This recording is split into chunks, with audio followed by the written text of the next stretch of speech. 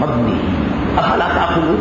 کیا اتنی بھی تم میں سمجھ نہیں ہے کہ تم یہ سمجھ سکو؟ تم نے میری پوری زندگی کا بڑی گہرائی سے اسی شہر مکے میں بچپن سے لے کے جوانی تک، اب 40 سال کی پوری عمر ہو گئی ہے، اس کا پورا مشاہدہ کیا ہے۔ اب حضور اپنا تعارف بھی کرا رہے ہیں، اور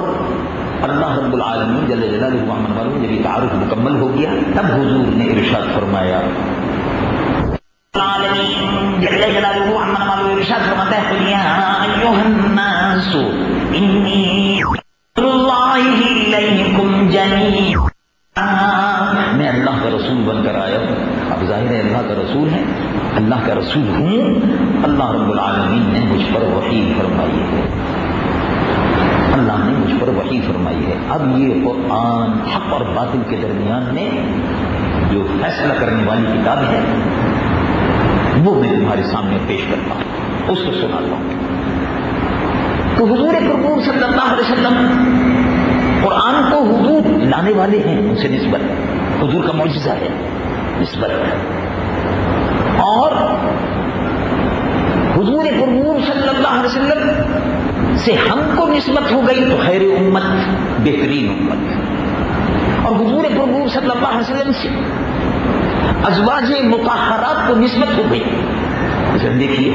اب مدینہ منورہ کی سرزمین پر بیویاں، خواتین مکہ معظمہ مدینہ منورہ میں رہتی تھی، ٹھیک ہے، لیکن حضور پرنور صلی اللہ علیہ وسلم کے حرم محترم میں، یعنی حضور پرنور صلی اللہ علیہ وسلم کے حرم میں جو داخل ہو گئیں، زوجہ طیبہ بن گئیں، ازواج مطہرات میں شامل ہو گئیں، تو کیا مقام ہوا؟ اب حضور سے نسبت ہو گئی، نکاح کر لیا، اب حضور کی بیوی صاحبہ ہو گئی۔ رب العالمین جل جلالہ عما والو ارشاد فرماتا ہے، یا نساء النبی، اے نبی کی بیویوں، کیا مقام ہے تمہارا؟ حالانکہ وہ ایک عام عورت تھی، حضور سے شادی ہوئی، شادی کے بعد اب دیکھیے کیا مقام بن گیا، حضور سے نسبت ہو گئی۔ رب العالمین جل جلالہ عما والو ارشاد فرماتا ہے، یا نساء النبی لستن کاحد من النساء، اے نبی کی بیویوں، تم عام عورتوں کی طرح سے نہیں ہو، لستن کاحد من النساء۔ اب تمہارا مقام کیا ہے؟ تم جس طرح سے نبی بے مثل ہے، لستن کاحد من النساء، جس طرح سے نبی بے مثل ہے، نبی کی بیوی بننے کے بعد اب تم بھی بے مثل ہو گئی، رسول اللہ کی بیویاں بے مثل ہو گئی۔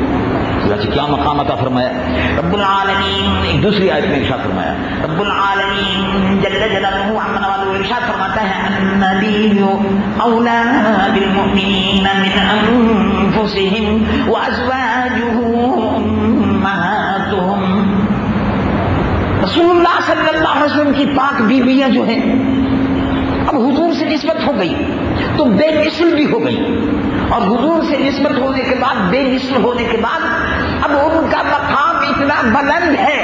کہ وہ روح زمین کے قیامت تک کے آنے والے مسلمانوں کے لیے ماں ہو گئی۔ ازواجہ امہاتہم، دو باتیں ہوں۔ اب دیکھیے آپ نبی کی نسبت ہے، رب العالمین جل جلالہ عما والو ارشاد فرماتا ہے، بل تنکحوا ازواجہ من بعدہ ابدا، نبی کی بیویاں بے مثل ہیں، اور کیونکہ حضور پرنور صلی اللہ علیہ وسلم بے مثل ہیں، ان سے نسبت ہو گئی، ان کی زوجہ طاہرہ ہو گئی، طیبہ ہو گئی، تو اللہ رب العالمین ارشاد فرماتا ہے، اب حضور پرنور صلی اللہ علیہ وسلم کی بیویوں سے کوئی نکاح کر نہیں سکتا۔ اگر حضور اس دنیا سے رخصت ہو جائیں ظاہری طور پر تو کوئی ان سے نکاح نہیں کر سکتا۔ حالانکہ نکاح کرنے کا مسئلہ عام ہے، اس کا دل چاہے 4 مہینے 10 دن کی عدت گزارنے کے بعد اگر 3 طلاقیں ہوئی اور یا شوہر وفات پا گیا تو 4 مہینے 10 دن کی عدت گزارنے کے بعد جسے چاہے نکاح کر لے، لیکن نہیں، یہ عام مسلمان عورتوں کا مسئلہ ہے۔ نبی کی بیویاں بھی بے مثل ہیں، مسئلہ بدل گیا۔ اسی قرآن میں حکم ہے کہ اس کے بعد 4 مہینے 10 دن کے بعد اگر شوہر کا انتقال ہو جائے تو عورت آزاد ہے، جس سے چاہے نکاح کر لے۔ لیکن جب نبی کی بیویوں کا مسئلہ آیا تو ارشاد فرمایا خبردار وَلَا أَن تَنكِحُوا أَزْوَاجَهُ مِن بَعْدِهِ أَبَدًا، خبردار نبی محترم صلی اللہ علیہ وسلم کے حیات ظاہری کے بعد ان کی بیویوں سے شادی نہ کرنا۔ اس میں ایک نقطہ اور بھی ہے جو علماء نے بیان فرمایا، وہ یہ ہے کہ حضور کی بیویوں سے نکاح کی ممانعت کیوں کی گئی؟ شوہر کا جب انتقال ہو جائے تو نکاح تو ہو سکتا ہے، وہ اس لیے کی گئی کہ اگر کسی کا شوہر زندہ ہو تو نکاح نہیں ہو سکتا، تو رسول اللہ کیونکہ زندہ حیات النبی ہیں اس لیے آپ کی بیویوں کا نکاح بھی نہیں ہو سکتا۔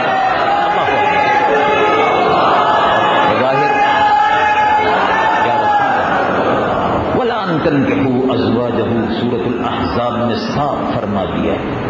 رب العالمین جل جلالہ عما نوال ارشاد فرماتا ہے بلا ان تنكحوا ازواجه من بعده ابدا ان ذلكم كان عند الله عظیما، اس کا تصور بھی بہت بڑا گناہ ہے۔ خبردار جس عورت کا شوہر موجود ہو اس سے نکاح تو ہو نہیں سکتا، حرام ہے۔ اور نبی محترم صلی اللہ علیہ وسلم ظاہری طور پر تمہارے درمیان میں موجود نہیں ہیں، لیکن اگر شہید زندہ ہے، امتی شہید اگر زندہ ہے تو امتی کو شہید کا مرتبہ اور زندگی کا مرتبہ دینے والے نبی بھی بدر اولا زندہ ہے۔ اللہم صلی وسلم وبارک علیہ۔ تو حضور کے معجزات یعنی حضور سے جس چیز کو نسبت ہو جائے۔ اب دیکھیے آپ نے یہ واقعہ سنا کہ حضور پرنور صلی اللہ علیہ وسلم کی خدمت میں ترمذی شریف میں، ابو داؤد میں اور ترمذی شریف میں خاص طور سے انہوں نے اس کا ذکر کیا، یہ حدیث نقل فرمائی کہ حضور پرنور صلی اللہ علیہ وسلم کی خدمت میں لوگ آتے تھے اور عرض کرتے تھے یا رسول اللہ عطر چاہیے، حضور عطر چاہیے، تو حضور پرنور صلی اللہ علیہ وسلم پسینے مبارک کو پہنچتے تھے اور لے لو،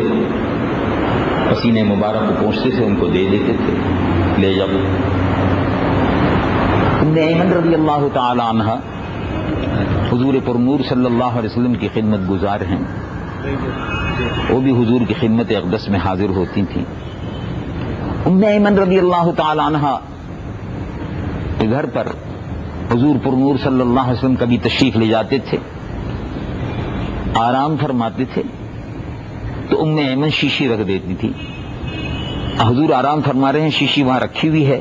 پسینہ مبارک جو ہے وہ گر رہا ہے، شیشی میں جمع ہو رہا ہے۔ جب چشم مبارک کھلی فرمایا ام ایمن خادمہ تھی آپ کی۔ جب حضور پرنور صلی اللہ علیہ وسلم کی والدہ ماجدہ سیدہ آمنہ طیبہ طاہرہ رضی اللہ عنہا جب ابوا شریف سے گزر رہی تھی، مکہ معظمہ جا رہی تھی، واپس بیمار ہوئیں، وہیں وصال فرمایا تو ام ایمن آپ کی خادمہ تھی، انہوں نے ہی حضور پرنور صلی اللہ علیہ وسلم کی دیکھ بھال کی۔ تو بی اماں جو تھیں، بڑی بی صاحبہ ام ایمن رضی اللہ عنہا، تب ان کے گھر میں مدینہ شریف میں حضور تشریف لے جاتے تھے، چھوٹا سا مکان تھا، تو پسینے کو جمع کر، تو ایک دن آنکھ کھل گئی تو ارشاد فرمایا یہ کیا کر رہی ہوں؟ کہا حضور پسینہ جمع کر رہی ہوں، بہت سے لوگ آتے ہیں پسینے مبارک کو لے جاتے ہیں، بچیوں کی شادی ہوتی ہے تو عطر بازار سے خریدنے کی ضرورت نہیں، آپ کا پسینہ مبارک لگ جاتا ہے، دلہن کے کپڑوں پہ لگا دیا جاتا ہے اور دلہن اس کو بڑے آرام کے ساتھ میں دلہن میں خوشبو سے بچ جاتی ہے۔ اور ایسا بھی ہوتا ہے کہ حضور پرنور صلی اللہ علیہ وسلم کا عطر مبارک، پسینہ مبارک جس دلہن